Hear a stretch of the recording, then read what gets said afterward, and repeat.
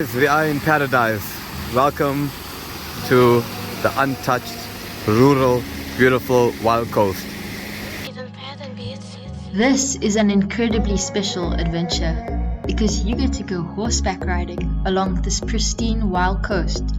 You get to see the most beautiful waterfalls, jump into these beautiful waterfalls, cliff jump, but most importantly, you get to immerse yourself in the local culture of the Pondo people and appreciate their simple way of living. This 3-day adventure includes accommodation, meals, horseback riding, guided hikes, plenty waterfalls, as well as a return shuttle. Please email us on info@hiddengemsouthafrica.com to receive the full itinerary. You may also choose to select your own dates with a group booking.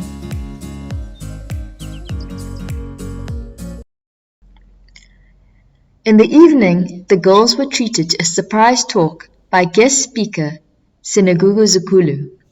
He is a renowned activist with a master's in environmental management. He has co-authored 8 books, with the latest being The Charms and Medicinal Plants of the Pondoland. So he spoke to us for quite a while doing a Q&A, but we're just going to give you a few snippets of what his talk was about. We will upload the full 35-minute video for you guys to have a look at. Here in the Pondoland coastline, the reef flooded zone, the continental shelf is very narrow and is the narrowest in the entire world. Why? Because the coastline was raised up. So therefore, in this coastline is the only coastline in the entire world where you would find heritage sites or archaeological sites, sites that were occupied by people throughout during the last ice age. In other places, because the continental shelf is much longer, all of those sites, they are underwater. In total here, we've got indigenous plants, we've got 2,225. And of those, 196, they are endemic to this region. There are 36 biodiversity hotspots globally. They represent just 2.4% of the land surface of the Earth, but they contain more than 50% of the plant species as endemics. In South Africa, there are 3 biodiversity hotspots, areas of high endemism where you find at least 1% of the global population of plants. And this is one of those. So it's a very unique and a very rich region, and it's a biodiversity hotspot, and it's a center of endemism. We call it PCE, Pondoland Center of Endemism. Mr. Zukulu kept the girls enthralled for over an hour with his knowledge. Besides all the fun activities and supporting the local homestays, what makes this hike so special is the learning aspect behind it. You will have fun while getting educated on the plants, people, and history of this place. Mr. Sinegugu Zikulu has traveled the world to fight to save the wild coast. Often, us people from the cities have a corporate mentality whereby we think that mining is good for job creation. However, when you speak to the people from these villages, you will realize why they are against certain developments and the negative impact it has on the sustainability of the environment. Please do yourself a favor and watch the entire video as he answers all of these questions remarkably. Everybody learned something new, and this was the highlight to many. Good evening, and thanks for the opportunity. I'm not sure what you guys would expect, but it would be better if I could have questions in terms of what your main interests are, so that I can make sure that I'm responding to what would interest you. But you can ask me a wide range of subjects. We can talk about biodiversity of this area. We could talk about geology of the area.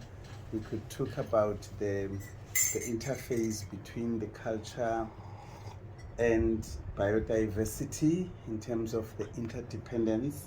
we can talk about the catchments, we can talk about the MPA, the Marine Protected Area, we could talk about the culture of the people, the history of the land. We could talk about archaeology of this area, what happened here in the last ice age in terms of the habitation of this area. We could talk many other subjects. So my background is geography, environmental management, environmental ethics, environmental economics.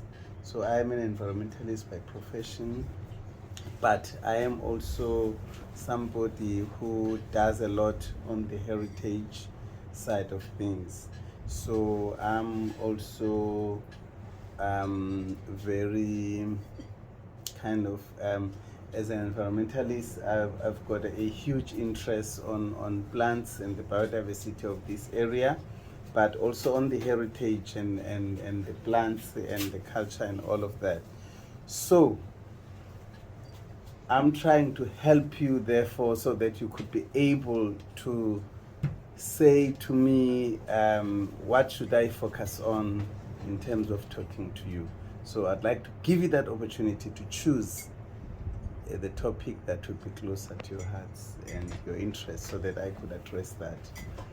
Any interests, any particular interests, or out of the things I've mentioned. So if you have got any particular question or an area that you'd like me to focus on, I'm open to that. Okay. I'd like to know more about the biodiversity of this place, and also why Nkambati is the only official nature reserve for the whole area. Okay, all right. Okay, if we were to talk about the biodiversity, first we need to understand the geology of this area, the rocks that you see around here.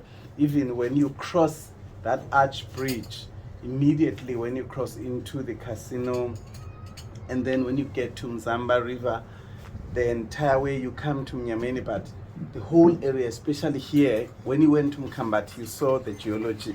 So the geology which you see is a sandstone formation, and the sandstone formation is dates back to about 365 million years ago to about 400. So normally some books would say 412.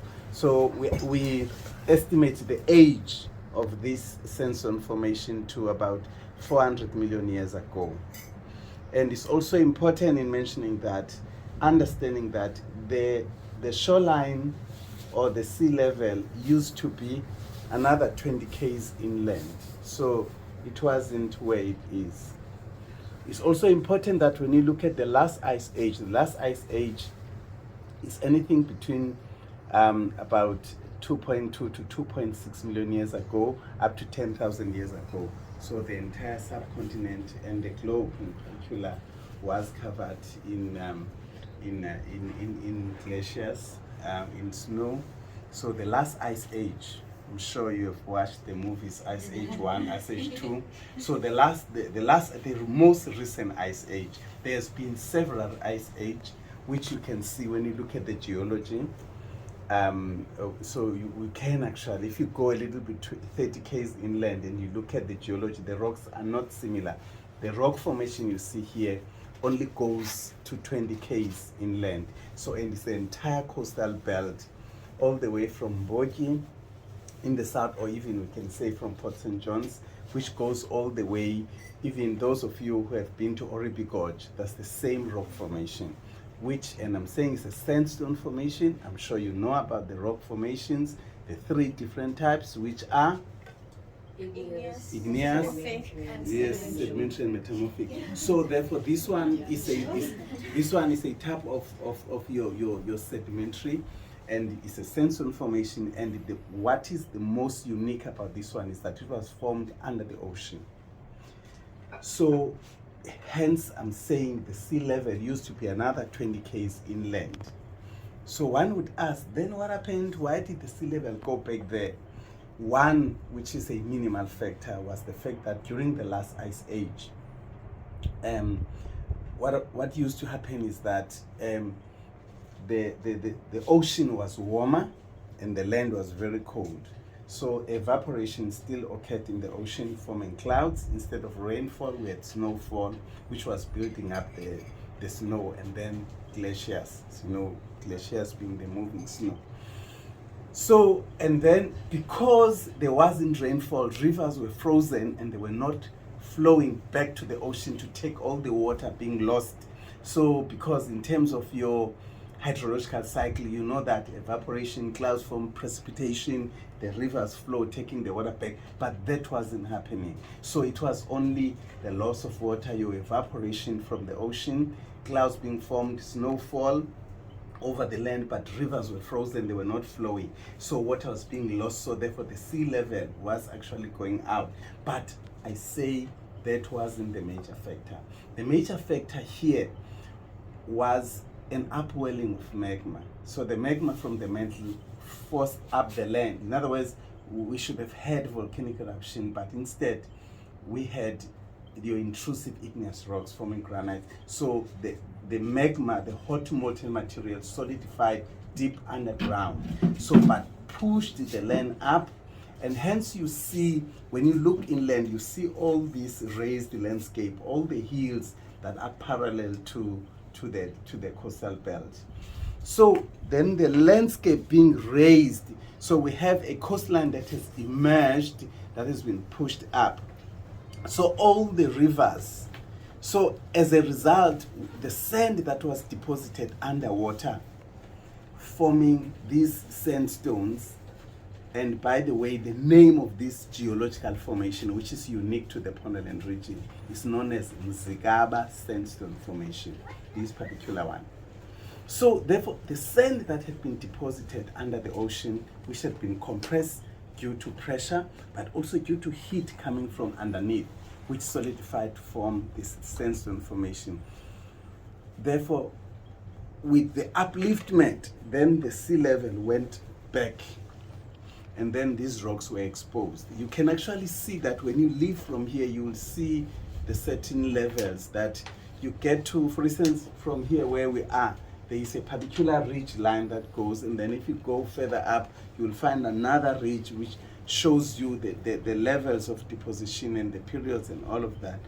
But ultimately, the sea level went out because the landscape raised up. So the rivers that were joining the ocean in a flat, in a coastal plain, ended up being raised then with waterfalls now crashing like you saw at Mkambati. So the waterfalls that were crashing onto the waves. At Mkambati, where you went today, there is the Mkambati waterfall, which is falling onto the waves, and then you've got your strandloper that you saw from the cave, and then further up you've got the horseshoe. So, and you can see, when you see the horseshoe, you see the level. So what has happened is that the waterfall that was crashing on the waves started cutting back. Those who do geography, you would talk of a unique point waterfall.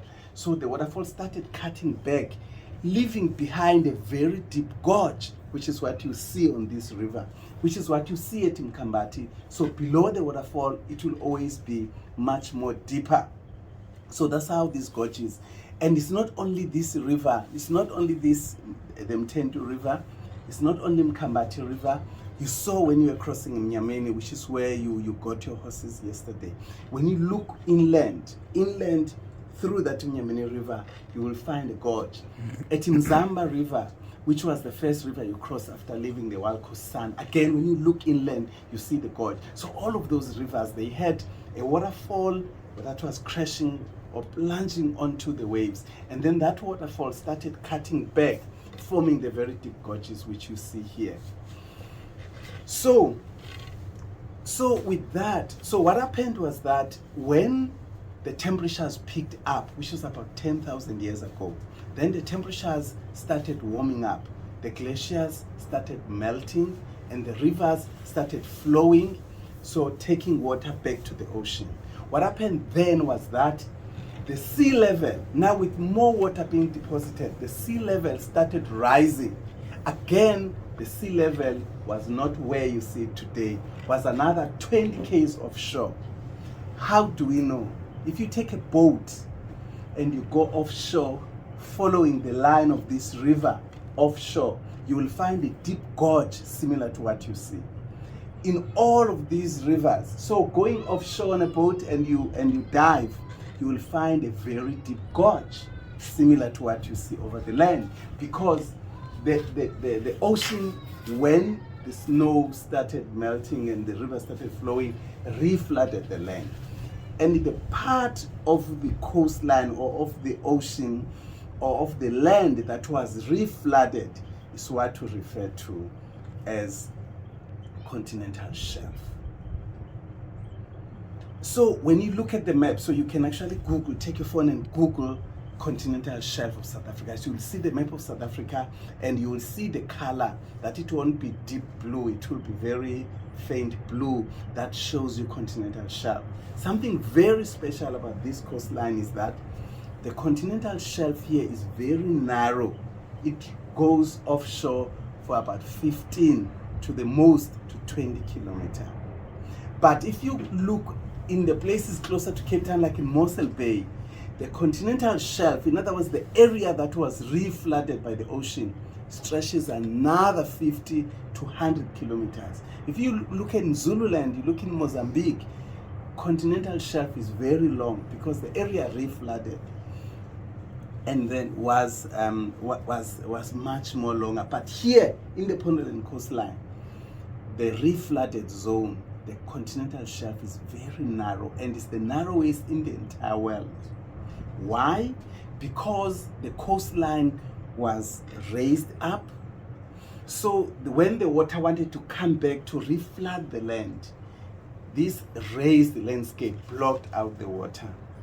The significance of that is that if you look at the red deserts, which you must say, did they walk past the red desert? Yes, yeah. The red desert, when you look there, you will find the Stone Age tools.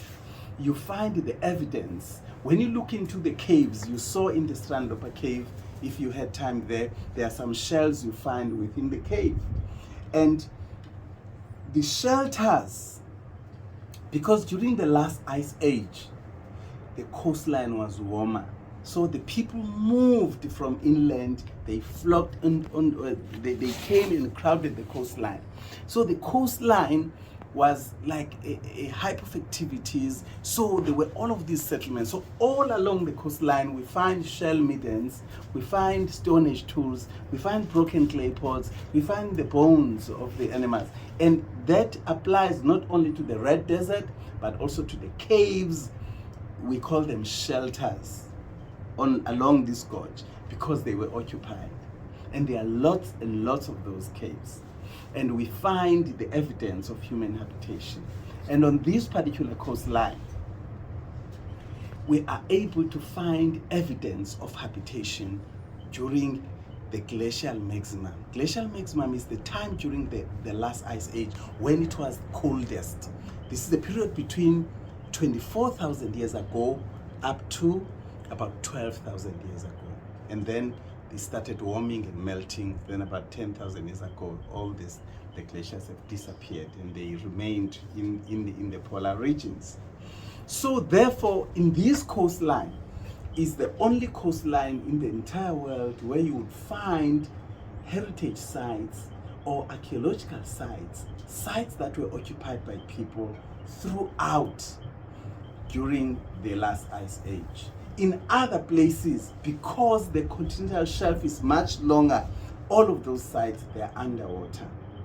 So therefore, on this coastline, so scientists who study the sites that were habited thousands of years ago, so you find some of those red deserts have got the evidence of habitation that date back to 300,000 years ago, in some even to 500,000 years ago. So you find the early, the middle, and the late Stone Age tools. You find broken clay pots, and whenever you find broken clay pots, that means that site was occupied after 15,000 years ago, because pottery, you know that there's Stone Age, there's Iron Age, and then we've got pottery. That is when people started using clay pots. So whenever a site was occupied about 15,000, because pottery only emerged in the history of humankind 15,000 years ago. So you find them here. So therefore, in terms of archaeology, this is very special. let's go back to geology because I want to answer a question on biodiversity.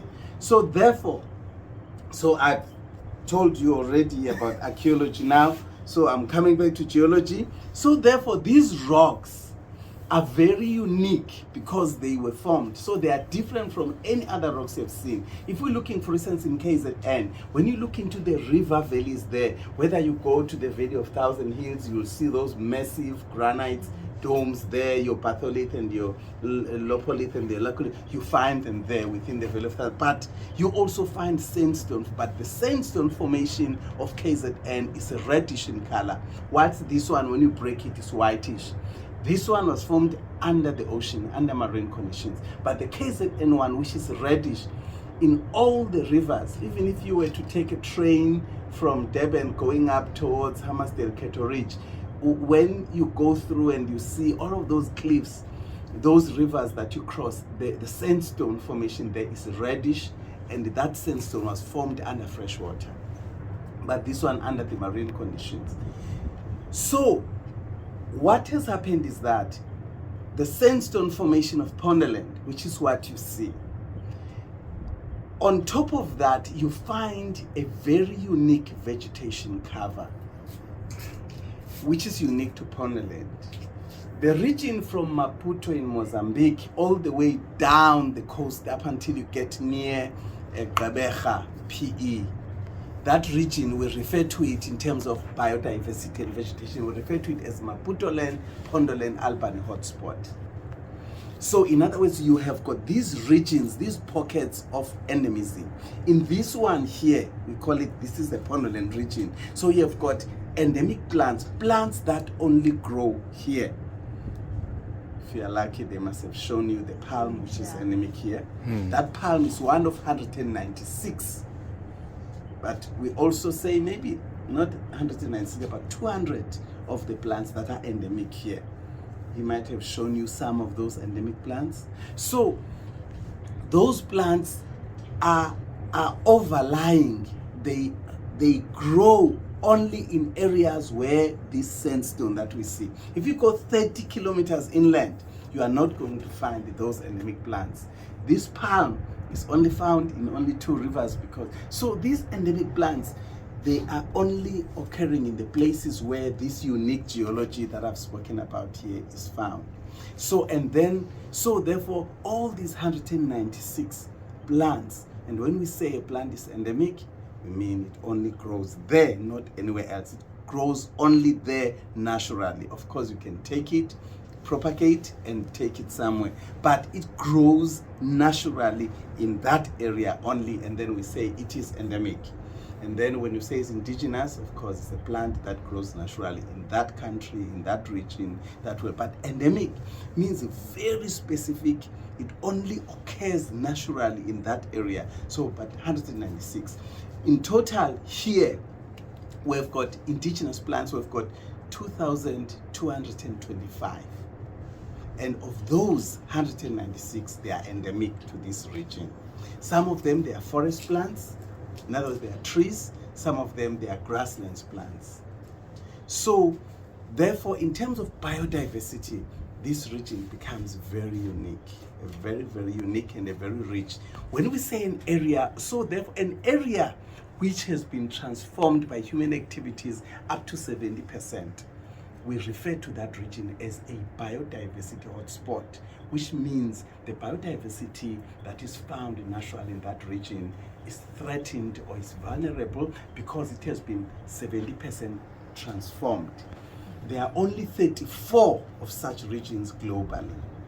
So, and this is one of those. In South Africa, there are 3 biodiversity hotspots, areas of high endemism, where you find at least 1% of the global population of plants. And this is one of those. So it's a very unique and a very rich region, and it's a biodiversity hotspot, and it's a center of endemism. We call it PCE, Pondoland Center of Endemism, because it's found in Pondoland and is found lying on top of geology, which is the Mzigaba sandstone formation.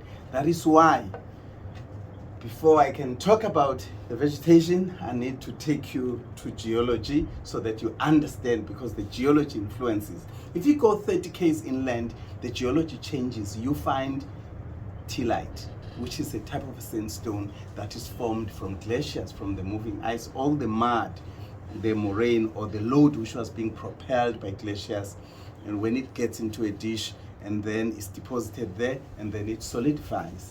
You have an earlier ice age underneath in those regions would have formed what we call duicatillite, which is a very hard rock that has been formed from the glaciers. But all of those things, they influence, because your tillite formation or the rocks formed from glaciers, they will be more linked to your Karoo formation, your Karoo supergroup, which means rocks that would be formed from clay in terms of sediments. Remember, the sediments in terms of geology, we're talking of your sand, your mud, your clay, and all that. So therefore, the rocks inland, away from the coast, there will be more clay conditions. The soil will be more clay, very fine particles, even the rock. So you'll find your shale, you'll find your hornfels, you'll find slate, you'll be finding also your duicatillite, which is a very hard form of, and usually inland, I think they date back to 300 million years ago. They are much older, which is another period, an earlier ice age. The recent ice age is so recent that we don't necessarily have rocks that were formed in the recent ice age because it's still very young. So I said about 2.2 million years ago to about 10,000 years ago. Okay, that's my response to your question. Okay, so that's how I respond to questions. So you've got to be very careful. So you ask me the question that you really want. Is there anything that we can do as a school, or people who don't live in this area, to contribute to its protection? I mean, this trip has been really great so far, and Okay. you know, sometimes it's not always feasible to bring a whole school trip out here, but is there anything that we could do, you know, where we are to contribute? Yes, most definitely. There's a lot that you guys could contribute. One of those is raising the awareness about the uniqueness of this thing. One, for instance, would be to flood Kwete Mantash's email mailbox, his Twitter account, and all of that, saying, Kwete, stay away from the wild coast. So there's a lot. So you can flood his social, you can even flood the presidential one and say, I've been on this place is so unique, it's a heritage site, why do you want to manage? So stay away, hands off the wild coast. So you can do a lot. We can also, you can do little film clips using your cell phones whilst you are here and show the beauty of this place, and you could share those. You can also tell more people that there is a place here that people could come and learn and enjoy the beauty of this area, so you can market the place. You can also look through YouTube. If you search Zolobeni or Xolobeni, XOLOB, and you will find tons of films where we talk about this place and why we feel it is wrong for it to be destroyed. And you could share those films. You can share the links to those films through your YouTube. So there's a whole lot. There's a whole lot that you can do. You can share those far and wide to raise the awareness and to put the pressure to the authorities to actually to do something. On the 22nd, we have a meeting with the Department of Environmental Affairs, where we are going to be talking to them to say the toll road that they are planning must be at least 10 or 15 km away from the coast in order to protect this beauty. There is also, I will soon be giving a talk on LCA, Leadership for Conservation in Africa, where I'll be talking about the wild coast, why it should be protected.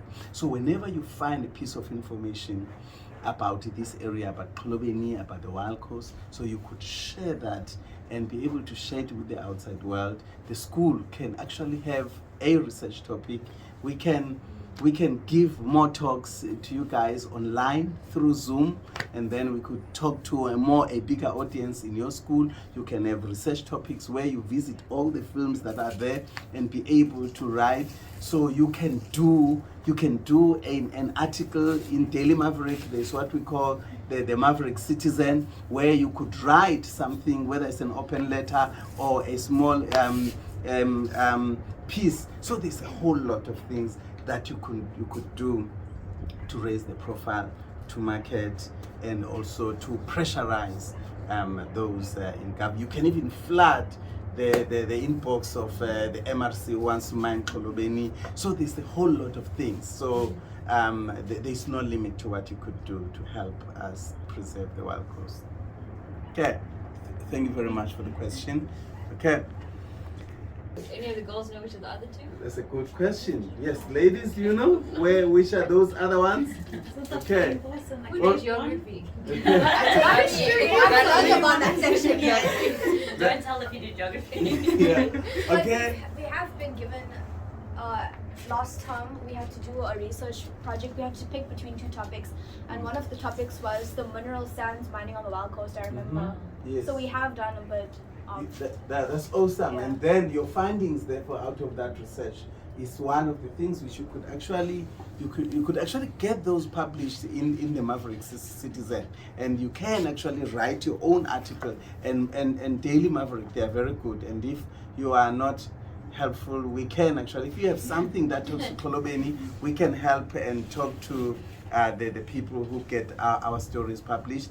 You can also do your own little film clips that you could upload onto YouTube talking about that, but there's a whole lot. And you can phone in to some radio programs and talk about, the school can organize so that there are also, we also have got in our social media connections with various journalists that could actually, I know that Tony Kani in the Mercury actually does a lot and knows about our plight here, and has done some amazing work even in terms of the Mkambati development. Chelsea, I maybe mentioned that they're planning to do a 7-star hotel in here. Yes, yeah. So all of those things. So Tony Kani has written about those things. So you have an opportunity to actually to say, once you have done your research, because you need to do your research, you don't have to take what I'm saying as it is. You need to do your own research and verify and be able to come up, and then you can write your own article that could be published in the Maverick Citizen. So yeah. Okay, so this place is all about the wild coast. It's all about ecotourism. How do the locals feel about a 7-star hotel coming up here when most of them live in poverty? Is that like a smack in the face, or are they welcoming it for job opportunities? Okay. And how does it affect the ecotourism behind it? That question talks to development. I know you guys are not doing development studies, but you see, the best development is a development that is at human scale. When you've got a homestay like this, where you've got the local people who are able to take care of your hospitality, cook the food for you, that is good development, because this is at the scale of these people and they can make money out of that, which then helps in the sustainability or the protection and preservation of this area. When you bring a 7-star hotel, then the next thing the person who brings the hotel will say, I need qualified people, I need this certificate, I need this experience. And then, because the locals won't have those requirements, then they start sourcing people from outside.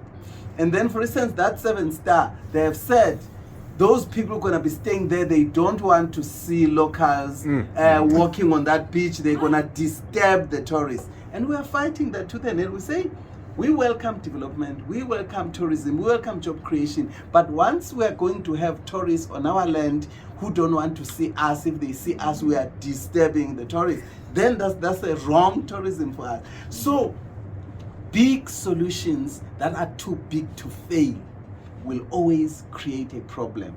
We are in this current situation with climate change and all of that because we thought as human species now that we are very clever and we are creating these industries with all of these cars and all that. But now we have to deal with we have to deal with the climate change because we so civilized, so big solutions will always bring serious problems. But when we have human scale, many small solutions at human scale that are manageable to those locals, we will end up with a better. You can imagine, for instance, had we chosen to stay as hunter-gatherers, as people, that our impact would have been so minimal on planet Earth. That would not be. But because we are very curious and we are so industrious, we want to bring about change. The first thing we did was to domesticate animals. And now we had a job to do to look after those animals.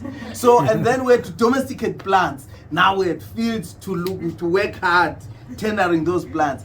And living a very lazy life that we had, where you just go and gather from there. So, and then we decided, no, walking long distances, as much as you have the muscles and all that, we said, no, we need a vehicle, we need an aeroplane. So all of those so-called civilized, that's what is creating problems for the planet. That's why we are bringing the life onto the planet. So actually, the Creator gave us a very unique and amazing life, an amazing body with all those muscles to be able to run, to walk long distances, and so many, plenty of food varieties that were there available for us for free. But we decided, and now we have to work hard. We took the agriculture, it wasn't enough to domesticate, and then we started saying, no, we need to commercial farming where we can produce more to make profit. And now we said, no, we need chemicals in order to kill these pests. And then we destroy biodiversity. So we, by thinking that we are civilizing and improving, but we're creating life. And now we brought GMOs. And GMOs are making people sick. When I was young, there were very few people who were on chronic medication. There were very few cancer cases. Today, majority of people, of elderly people, they need to live on chronic illnesses, cancer, hypertension, which is your high blood pressure, your diabetes, and all, because of the food we eat. But the Creator gave us nutritious food, and we thought we were being clever. We started refining our food, and we think when you get a refined food like your yogurt, your sweet yogurt, and all of that, if you're being clever, you want chips, you want chocolates, and all of that. And those are the things that make us sick. And we were given amazing variety of plants. We had amazing, even here, we had amazing food. Even the maize, we were storing it underground. We were doing the fermentation. And when you do all of those things, it becomes very nutritious and good for the stomach and good digestion. But then we decided, we are more civilized now, and that's why all the diseases that we are encountering are called lifestyle diseases. So because we thought we were being clever, only to find that we were being very stupid. So therefore, it is important for us as we grow and as we choose careers to realize that the world demands us to change. We need the planet, we need the environment in order to thrive. The planet does not need us to thrive. Planet can do very well without the human species.